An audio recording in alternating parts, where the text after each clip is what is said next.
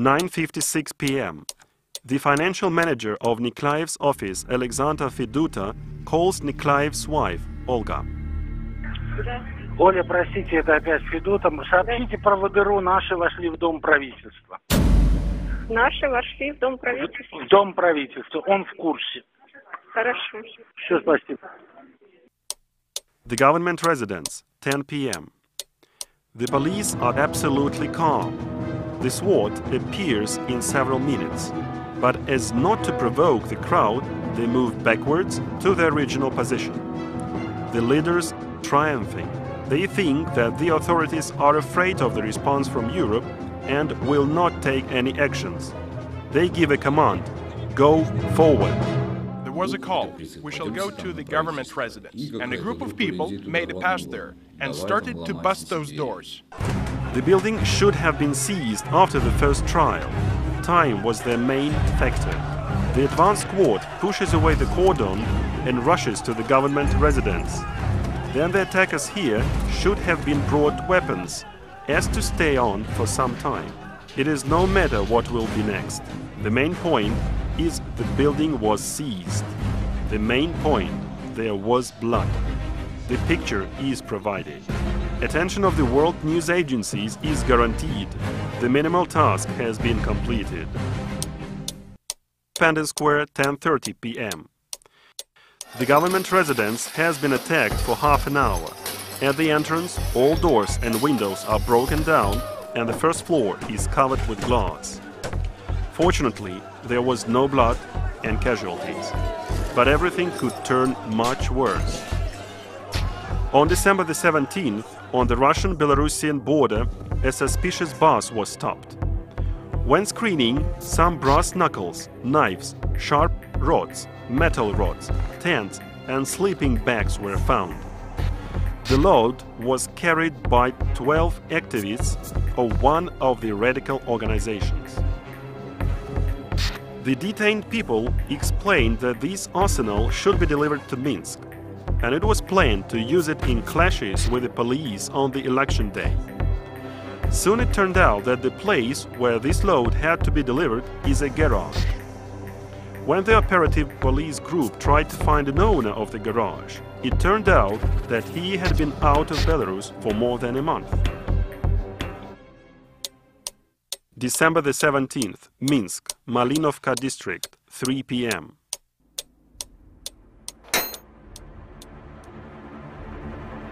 This inconspicuous garage near the ring road was rented by a citizen of a neighboring country a month ago.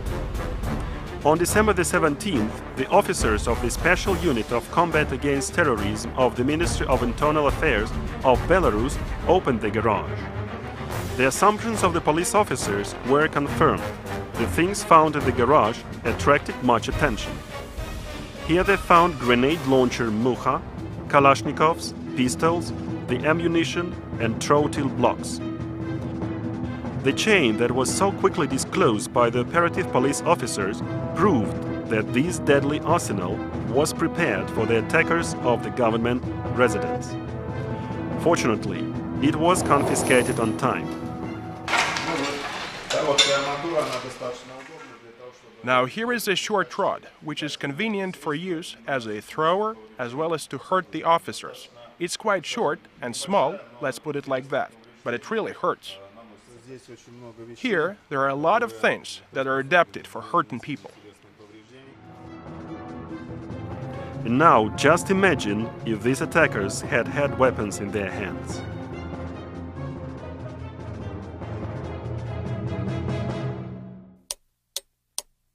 Minsk, Independence Square, 10:37 p.m. The police hold back the rampant crowd.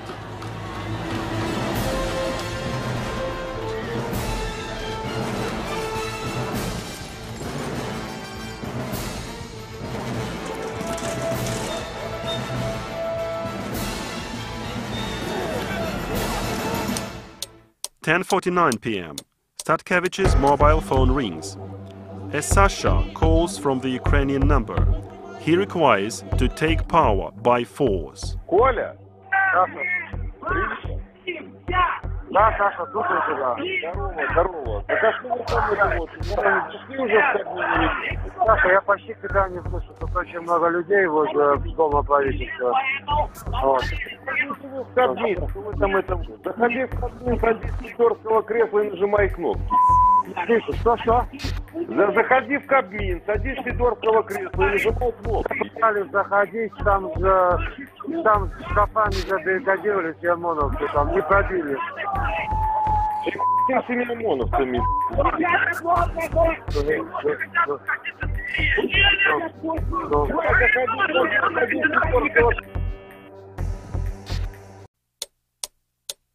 10:50 p.m. There is one more trial to attack the government residence. The attackers break the remaining windows and try to get inside through the window.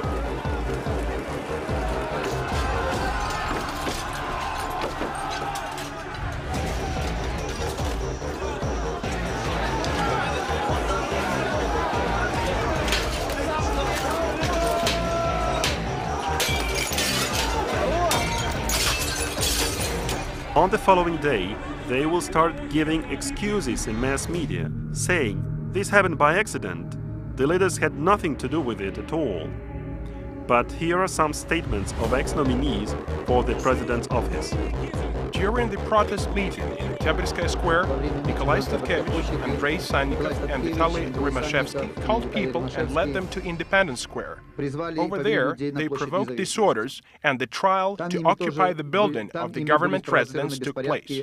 They laid down lives of thousands of people at stake. As a nominee for the president's office, I, Yaroslav Romanchuk, condemn those calls for action which violate the peaceful nature of mass actions and events.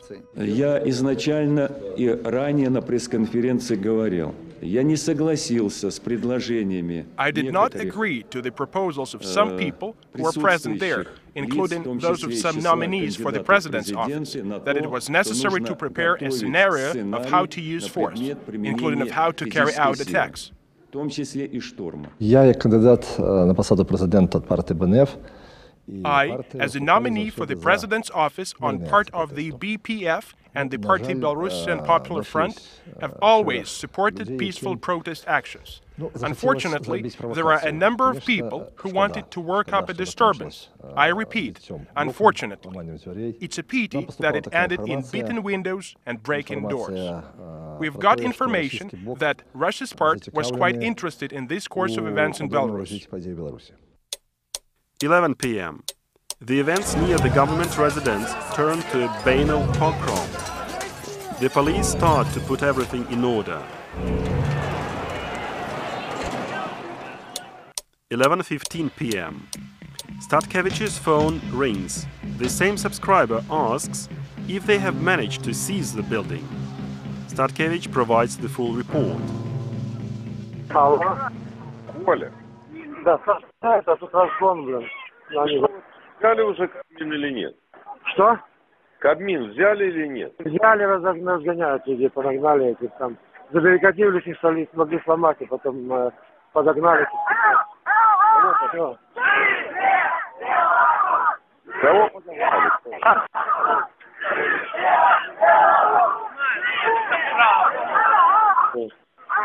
Ты-то что, Извините, не могу говорить. Не, я понимаю. After the events, the organizers of the pogrom can hardly deny their participation in it. It is impossible to deny what is evident.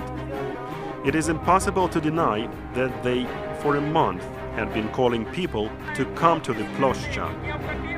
It is impossible to deny that instead of a peaceful gathering in Oktober-Platz Square, they led the crowd to the government residence. It is impossible to deny that the police did not provoke anyone, anyway, and by any means. It is impossible to deny that the protesters crashed everything they could find on their way. And then the last version came into existence, about provokers. The essence of the version is simple. Do not believe your eyes. The windows were broken not by the marching participants, but by the plainclothes officers of police and KGB. But this version has existed for a short time. It has existed as long as it took to find, with the help of video, all pogrom participants and to identify them. Some of them have been already identified. Have a look. This rampant man was said to be a provoker from the special forces. But actually he is Oleg Vladimirovich Statkevich, born in 1961, a Minsk resident. He works as a foreman at the unitary enterprise Spetsbelstroy. Oh, look at this man. It is this man who was written about as the one saying something into the microphone hidden in his sleeve, really looking as a special forces officer. There is one of them, the one with the headphone. He's talking and then is knocking on the window softly. This proves that it was an elementary provocation. But actually he is Vladimir Nikolaevich Khomichenko, born in 1986. He came to the pogrom from Slutsk. He was invited by the activists from the BCD, Rymashevsky's party. Khomichenko was chosen not by accident. Khomichenko is adventurous. He was imprisoned twice. He was in prison both in Belarus and in Russia. The accusation was attempted theft. Oh, look at one more person. Look attentively. Maybe now we will see an ID of a police or a KGB officer falling from his pocket. But actually, he is Nikita Yurievich Likhovid, born in 1990, a consultant of the stock company SK Consulting, a sympathizer of Milinkevich's movement for freedom. And this man in the uniform is loudly called the hero of Ploshcha. On the oppositional websites, one can see only these videos where he tries to shame police officers. And this way, the video camera recorded a hero of Ploshcha Square. Is it possible that a son of the famous opposition journalist Alexander Klaskovsky, who had been fired from the police for drunken driving, is also a special services officer? And here's one more writer, Vasily Petrovich Parfenkov. Can he be a police lieutenant or a KGB major? No.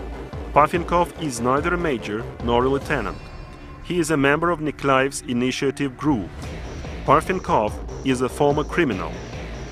He was imprisoned according to Part 2 of Article 218 of the Criminal Code of the Republic of Belarus, malicious destruction of property or its damage. And now have a look at this video. Looking for provokers from the KGB, and we're finding one of the leaders of Sannikov's office. His name is Alexander Atroshenkov. He was responsible for the work with mass media, and on December the 19th, he was in the vanguard of rioters. By the way, as for the work with media, look at this woman. She is Natalia Kolyada, Nikolai Khalezin's, one of the activists from Sannikov's group, wife. The manager of Free Theater has her own opinion about the freedom of speech.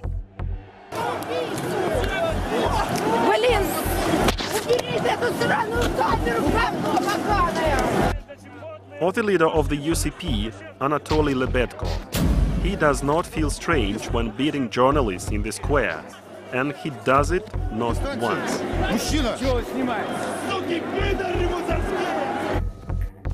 The version about specially dressed policemen is wrecking. More than 100 rioters have been already identified. More than 40 of them have been detained. This work is still going on. Soon the rest rioters will be identified and detained. The law enforcement agencies will inform by means of mass media their real names and their places of work or studies. The pogrom initiators called themselves alternative nominees, and on December the 19th, in the evening, they demonstrated this alternative to Belarusian people. The alternative from the opposition is violence, pogroms and bloodshed. It is not a political battle, it is a trial for the state overthrow.